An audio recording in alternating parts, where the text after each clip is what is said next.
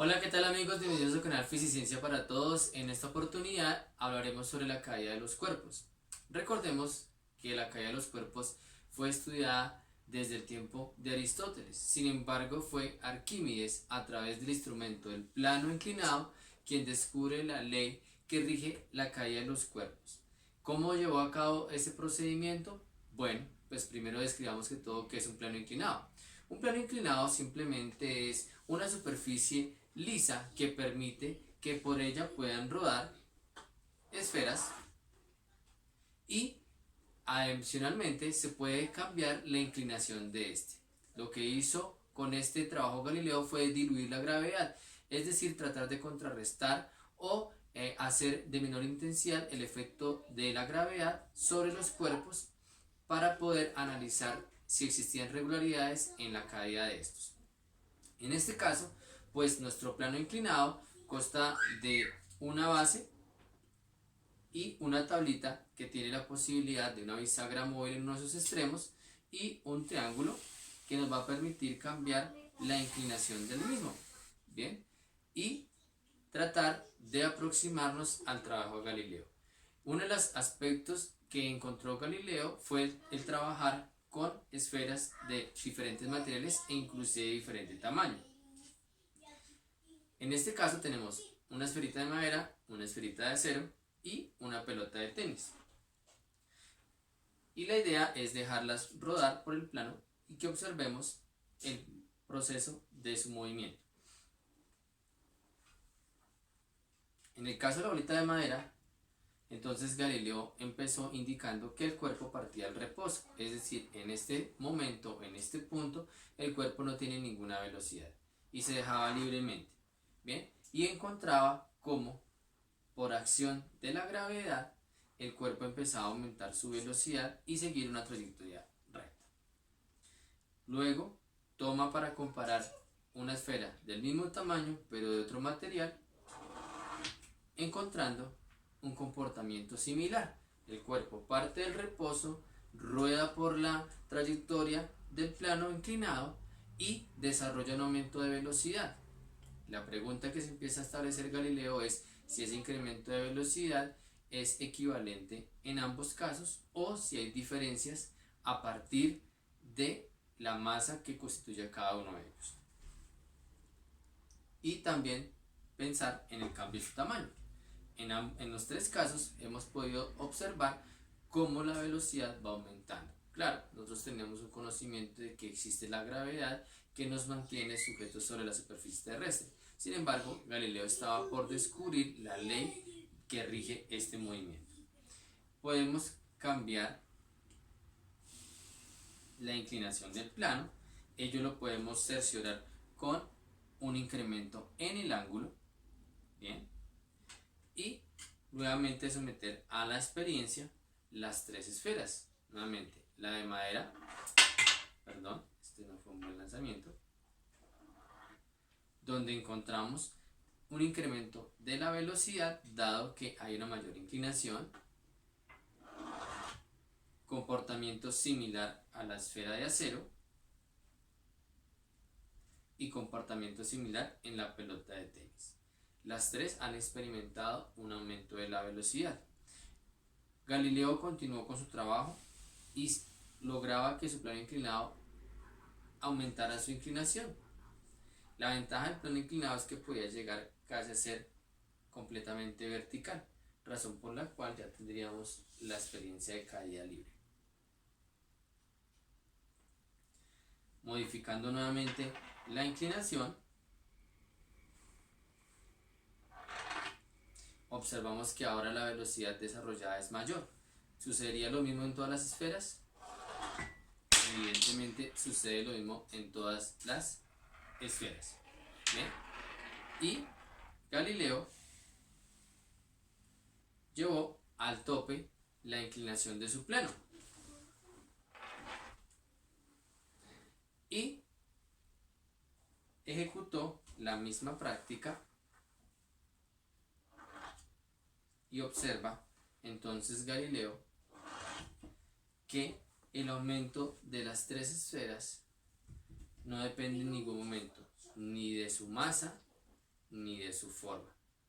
Por consecuencia, ambos están sometidos al mismo incremento de velocidad, dado que establece que la gravedad es la misma para todos los cuerpos y estos caerán al mismo tiempo sin importar el tamaño ni su masa, siempre y cuando estos hayan sido dejados libremente a acción de la gravedad desde el mismo punto respecto al suelo. De esta manera, Galileo encontró la ley de la caída libre de los cuerpos. Bien, y nos indica que cuando dos cuerpos se sueltan desde la misma altura, bien, se someten a la misma acción gravitacional y por lo tanto describen un movimiento acelerado porque la gravedad actúa por igual para los dos, indicando que la masa no tiene ninguna incidencia en la caída. Revisemos entonces el modelo geométrico de este movimiento.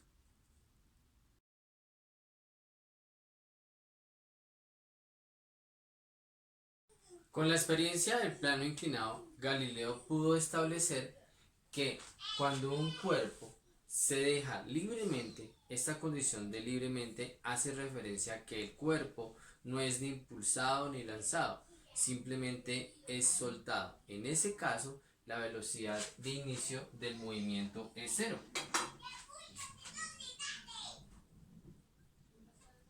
Entonces, cuando Galileo nos habla de un cuerpo cae libremente, lo que nos indica ese concepto de libremente es que parte del reposo y por lo tanto su velocidad inicial es cero. El cuerpo se ubicará entonces respecto a un punto de el suelo y ese punto es lo que llamamos altura.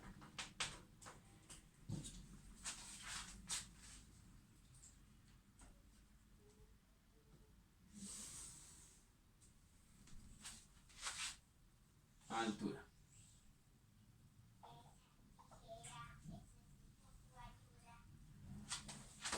Bien.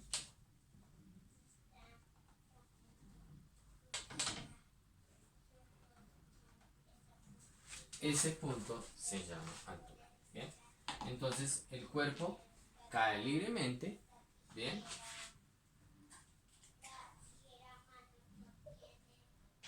Desde un punto sobre la superficie del suelo.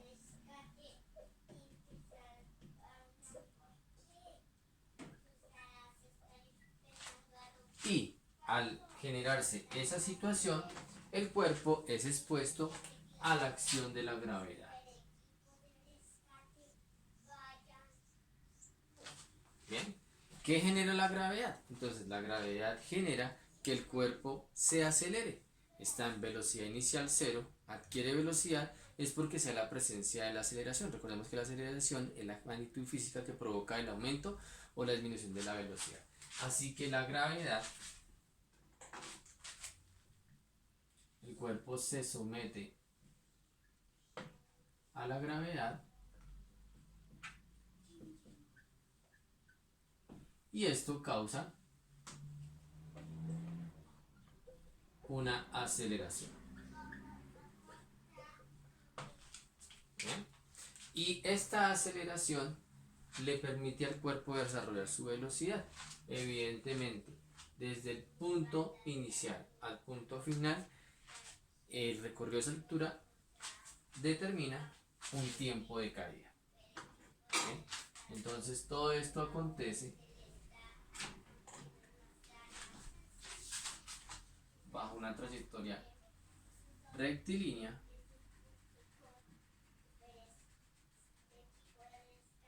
una trayectoria rectilínea y empleando para ello un tiempo. Bien. Entonces, el cuerpo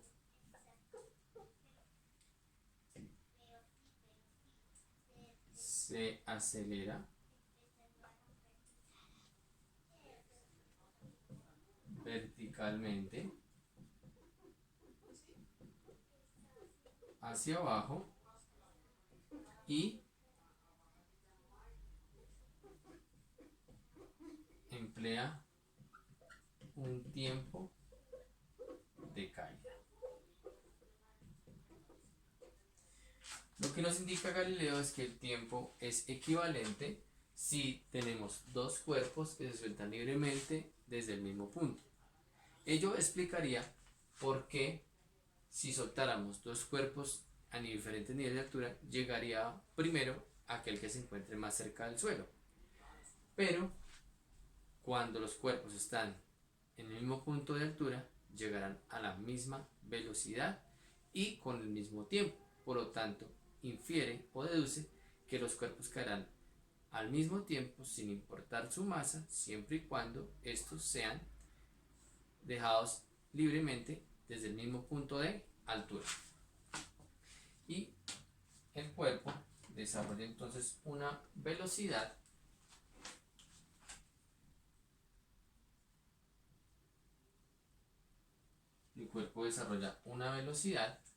que se llamará velocidad final y que es diferente de cero. Claro, porque el cuerpo ha aumentado su velocidad. Así que a grandes rasgos podríamos indicar que la caída libre es un tipo de movimiento uniforme acelerado en sentido vertical. Sigue una trayectoria en línea recta, hay un aumento de la velocidad por presencia de la aceleración, se recorre una distancia que en este caso sería altura y todo ello ocurre en un transcurso de tiempo. A continuación revisaremos las ecuaciones del movimiento acelerado y su transformación para el análisis de la caída libre.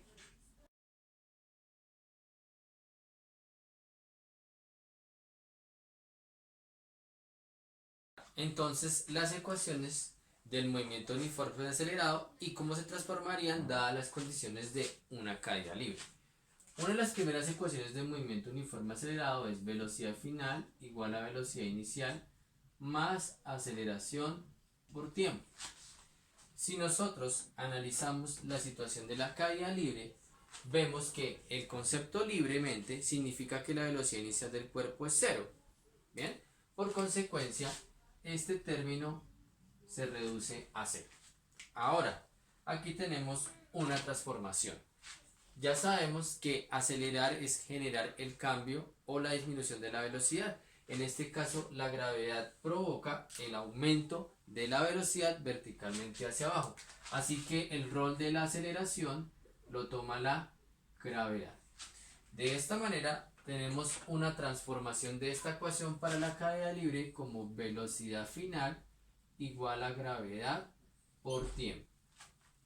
Simplemente con conocer la aceleración que genera la gravedad sobre los cuerpos en el sistema planetario o de referencia que estemos trabajando y el tiempo de caída, estimaremos la velocidad con la que se impacta el suelo.